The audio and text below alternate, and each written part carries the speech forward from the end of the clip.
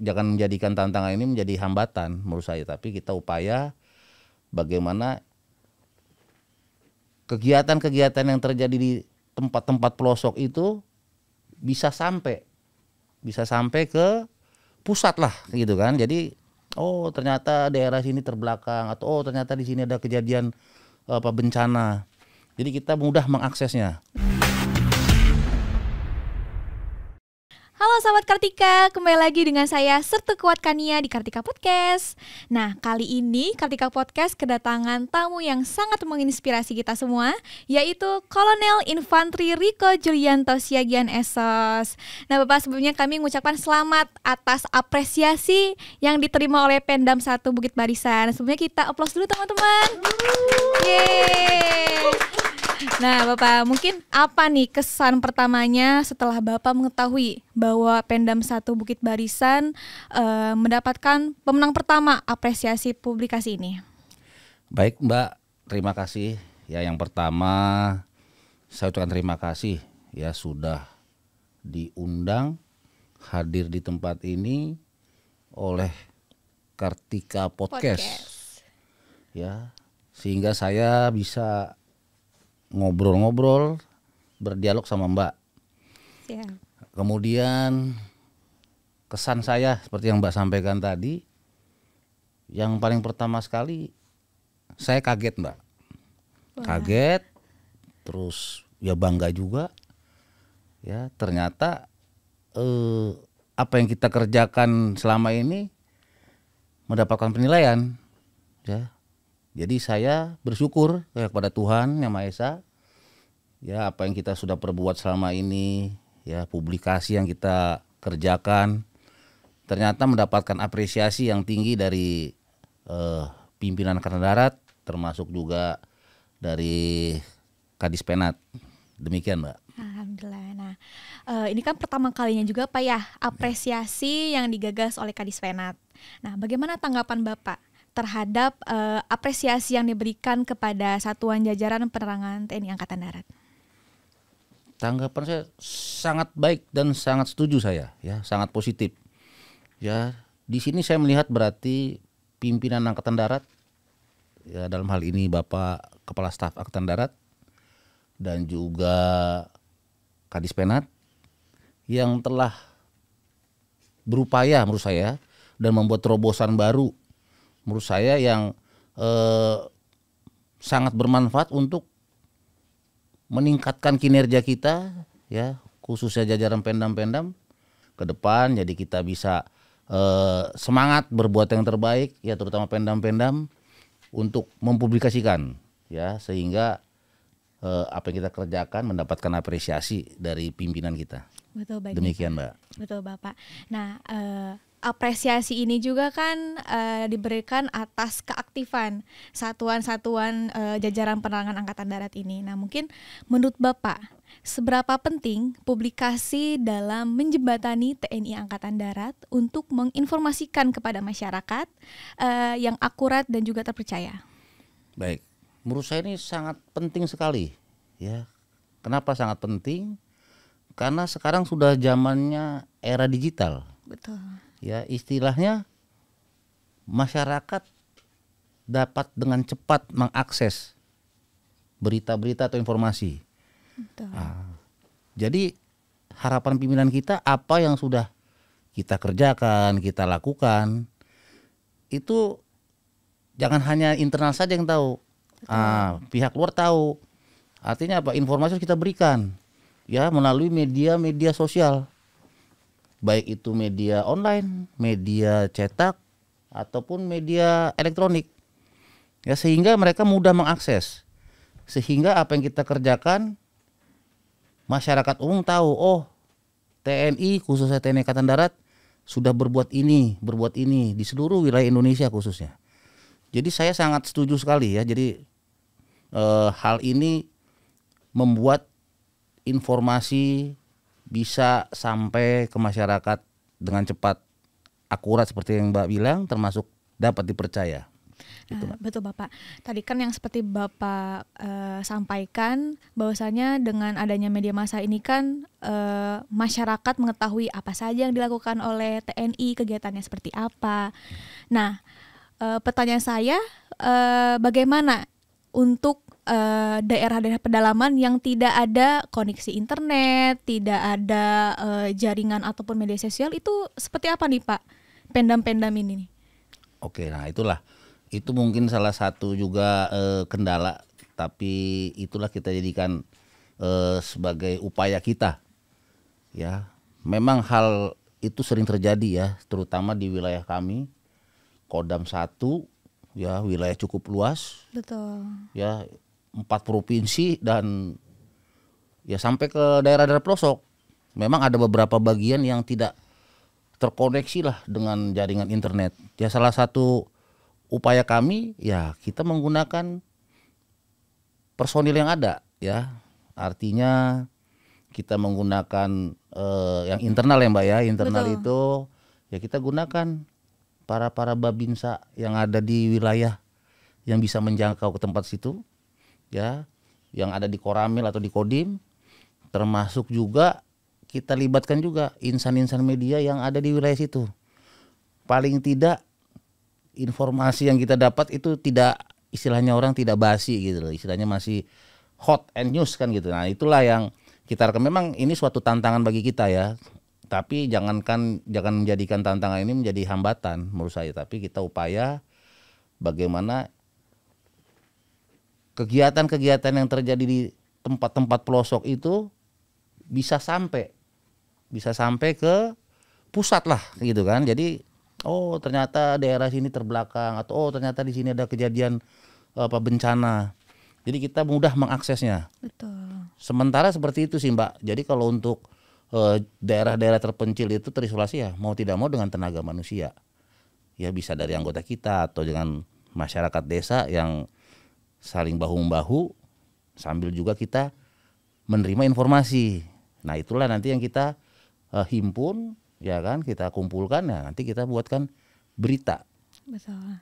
Mungkin seperti itu Mbak solusi yang kita kerjakan ya. Baik Bapak, mungkin kalau dari yang Bapak sampaikan itu menggunakan tenaga babinsa itu teman-teman kata lainnya itu teritorial Pak ya. Ya, Ngeter, kewilayahan ya, bahasa teritorial. Neta itu teritorial. Nah, lagi pula kan kalau di daerah Bukit Barisan itu dan wilayahnya kan masih banyak banget Pak ya, wilayah terpencil yang memang benar nggak ada koneksi masuk. Karena kebetulan suami saya orang sini juga orang sana juga Pak. Jadi saya begitu ke sana sempat mikir kok ini tempatnya begini, gimana nih orang dalam ini bisa mengetahui informasi yang di luar sana kayak gitu Pak. Betul sekali. Jadi masih cukup banyak lah daerah-daerah tertinggal lah ya istilahnya ya. Tapi kita jangan patah semangat ya. Makanya saya kadang menyampaikan kepada aparat kewilayahan atau teritorial, manfaatkan ya situasi ini untuk berbuat yang terbaik. Ya kan kalau perlu kita expose. Ya banyak kan kejadian-kejadian itu kan, bagaimana para babinsa karena keterbatasan jalan istilahnya jembatan putus ya kan, akhirnya dengan tenaga manusia membantu orang untuk menyeberang kan gitu. Betul. Atau misalnya ada kejadian bencana ya kan, bagaimana kita mengangkut mereka mengungsi. Banyak kejadian di situ. Jadi memang ya salah satunya yang paling penting ya tenaga kita manusia semampunya. Nah itu sudah saya sampaikan. Dan apa yang kita kerjakan itu jangan kita diam. Nah, kita himpun ya laporkan kepada kami.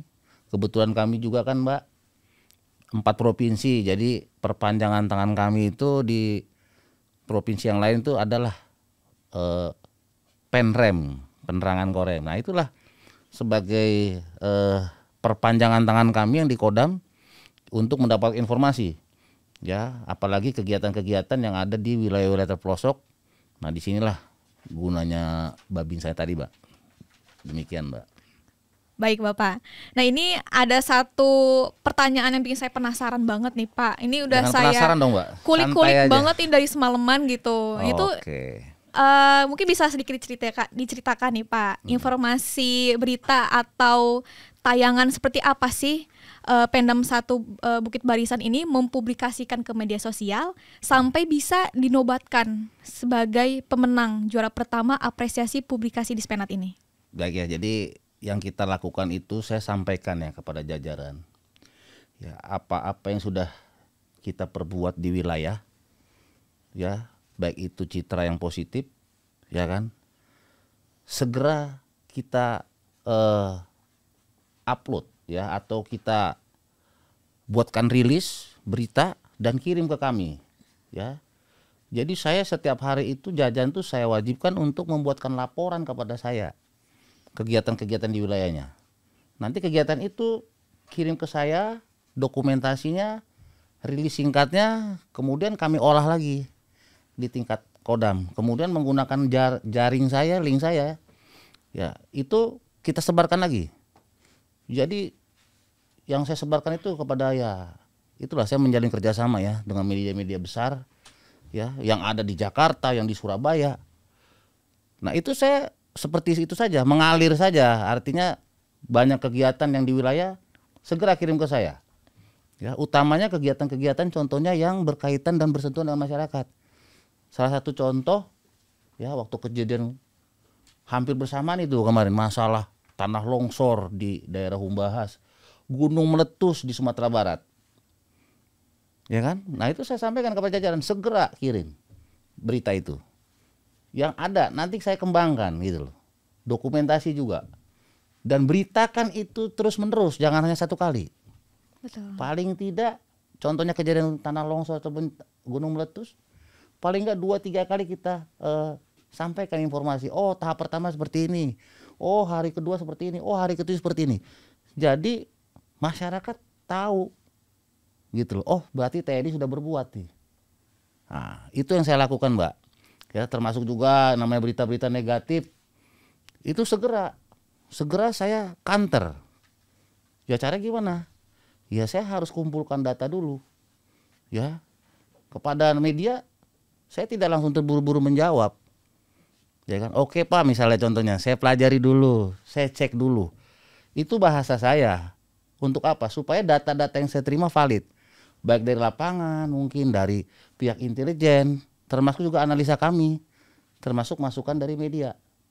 Sehingga media itu menerima informasi dari saya itu sudah yang fix A1. Jadi apa yang saya sampaikan itu mereka udah yakin pasti itu benar. Nah, itulah salah satu cara saya untuk mengatasi hal ini, Mbak. Baik Bapak. Nah, yang tadi Bapak jelaskan itu kan sebelumnya, pertanyaan sebelum itu kan menjelaskan tentang cara mengatasi permasalahan di lapangan. Nah, tentunya di media sosial juga kan pasti ada kendala dong, Pak. Bagaimana kendalanya tuh apa aja sih yang dihadapi oleh Pemdam Bukit 1 Barisan, dan juga bagaimana strategi dalam mengatasi permasalahan tersebut? Kendala kita dengan media sosial sebenarnya ya kemampuan dari anggota ya. Artinya dalam membuatkan rilis berita, kemudian cara membuat konten supaya itu menarik, dan juga ya banyak hal ya, termasuk isi berita. Jadi kadang ya setiap berita-berita ataupun dokumentasi yang dikirim dari jajaran itu ya mau tidak mau tetap harus saya baca, Mbak, gitu. Harus saya lihat ya isinya bagaimana, tata bahasanya bagaimana. Kadang kan ya mereka itu beda lah bahasa media sosial dengan bahasa kantor, itu kan beda ya. Betul. Harus lebih luas, lebih santai, tapi masuk poinnya. Betul. Nah, itu yang selalu saya ajarkan. Kadang saya suruh berkali rubah, tambahkan, ganti, termasuk juga foto. Ya jangan fotonya itu ya nggak berkaitan dengan berita yang kita berikan. Nah, kendala itulah di media sosial kan seperti itu. Betul. Ya termasuk juga istilahnya bagaimana caranya media yang kita punya lah paling tidak, ya kan? Karena misalnya Kodam itu ya saya buat Instagram ada, Twitter ada, Facebook ada, YouTube ada, pokok semua kita buat. Cuman memang saya menyadari kemampuan kita mungkin masih terbatas. Makanya kadang saya mengajak mereka untuk selalu koordinasi sama media. Salah satu langkah saya untuk upaya itu apa? Saya membuat media center, Mbak, di Kodam 1. Saya buat yang bagus, saya buat yang nyaman, saya siapin itu meja-meja. Ya saya siapin lah istilahnya kopi teh lah gitu. Jadi saya sampaikan kepada media, kamu kalau bingung, mau santai, mau ngerjain pekerjaan, datang aja ke media center. Adem situ siapin meja, silakan buatkan rilis, ngobrol-ngobrol. Nah di situ saya minta sama anggota, kita curi lah istilahnya ilmu dari mereka.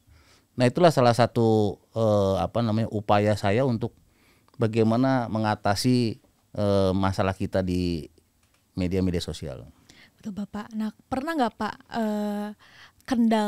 kendalanya itu dari netizen di sosial media? Itu Pemdam Bukit Satu Barisan mengatasinya seperti apa? Kalau kendala dari netizen sih sebenarnya kurang ada ya di tempat kita ya, karena apa yang berita yang saya buat ini ya kita sudah memang sudah akurat. Sudah akurat. Betul. Makanya saya tuh tidak pernah terburu-buru membuatkan statement, Mbak. Ya, saya tunggu istilahnya kalau orang kalau emosi panas kan jangan saat itu, udah diam aja dulu. Nah, kapan saya buat statement udah itu sudah A1, udah mereka percaya. Nah, kepercayaan inilah yang membuat mereka senang gitu loh. Netizen pun nggak ada yang sampai istilahnya memberikan pernyataan negatif, komentar negatif. Ya. Sampai saya nggak ada lah, Mbak. Alhamdulillah. Nah kan kita semua tahu nih kalau sosial media itu merupakan saluran utama untuk menyampaikan informasi berbentuk tayangan ataupun non-tayangan. Ya. Nah bagaimana Bapak melihat peran media sosial dalam menyampaikan informasi kepada masyarakat dan juga untuk menjaga interaksi yang positif? Peran media saya lihat saat ini sangat vital dan sangat penting ya. Kenapa? Karena ini sudah eranya digitalisasi. Semua mudah terekspos. Nah sekarang bagaimana kita tinggal menyikapinya. Artinya mau dibawa kemana nih, ya?